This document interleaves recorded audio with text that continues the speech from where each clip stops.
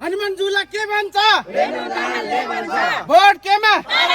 हनुमानजुला के भन्छ भोट केमा भोट केमा हजुर गान त हजुर नमस्कार थाहा पाउनु भएको छ एकदम पक्का हो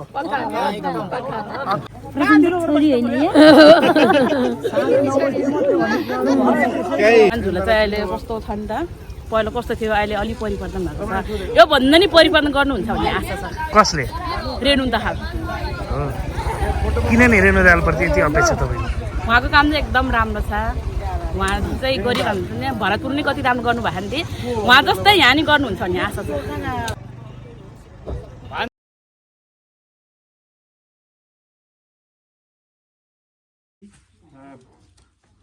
घरदैलो अभियानको लागि यहाँ आउनु भएको छ उहाँले गर्नुपर्ने काम जितेर गइसकेपछि लालपुर चाहिँ आफ्नो ठाउँमा छ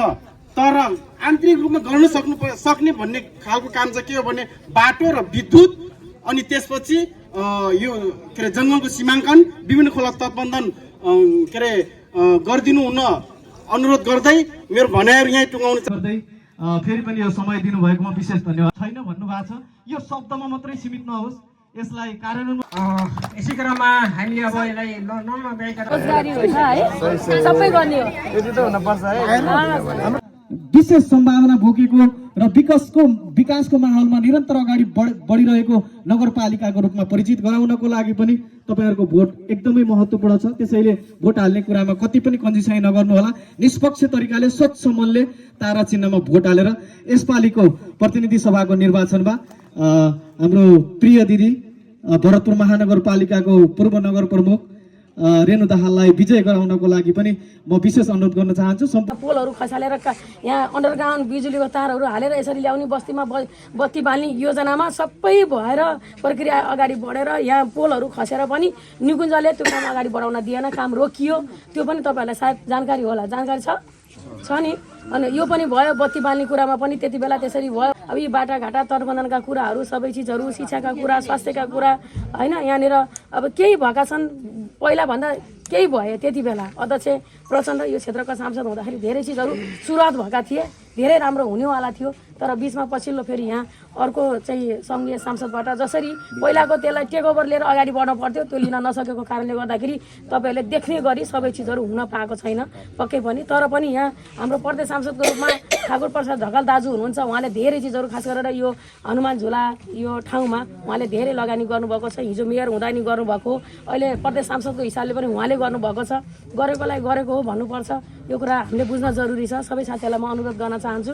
काम गरेर आएको हो सबै चिज विकास गरेर देखाएको हो एउटा योग्य उम्मेदवारी यो ठाउँले पायो भनेर यहाँका हनुमान झुलावासीहरू एकदम उत्साहित भएको मैले पाएको छु पक्कै पनि तपाईहरुले भोट खेर फाल्नु हुने छैन भन्ने हामीलाई विश्वास छ हिजो अध्यक्ष प्रचण्डले थालनी गर्नुभएको कामलाई सम्पन्न गर्ने अगाडि बढाउने जिम्मेवारी हामीले लिएर आएका छौँ तपाईहरुले विश्वास गरिदिनुहोस् हामी जनतालाई ढाँट्दैनौँ जनतालाई ठग्दैनौँ झुटो आश्वासन दिँदैनौँ जे बोल्छौँ त्यही गर्छौँ जे गर्छौँ त्यही बोल्छौँ यसर्थ तपाईहरुले विश्वास गरिदिनुहोस् किनकि हामी भुइँ मान्छेको मान्छे हो यत्रो परिवर्तन देशमा यो क्रान्ति गरेर परिवर्तन गरेर जनतालाई अधिकारका लागि लडेर आएको पार्टी हो हामी अब जतिन्जेल हामी पदमा बस्यौँ इमान्दार भएर जनताको सेवामा हामी लाग्यौँ तपाईँ अब जुन जुन जुन तहमा भएर गरे तापनि हामी त्यसरी काम गरेका हौँ भरतपुर महानगरपालिकामा तपाईँ सबैले बुझ्न सक्नुहुन्छ देखिराख्नु भएकै छ अहिले मैले धेरै भन्न पनि जरुरी छैन तपाईँ राउन्ड गरेर हुन्छ के गरेर हुन्छ पहिला रोकेको कामलाई हामी त्यसलाई अगाडि बढाउँछौँ तपाईँहरूले यदि यो काम पुरा भएन भने सजाय गर्ने पनि तपाईँहरूकै हातमा छ अधिकार सजाय दिन सक्नुहुन्छ सकेसम्म सजाय नलिने गरी हामी एकदमै सम्मानित हुने गरी आफ्नो कार्यकाल सक्ने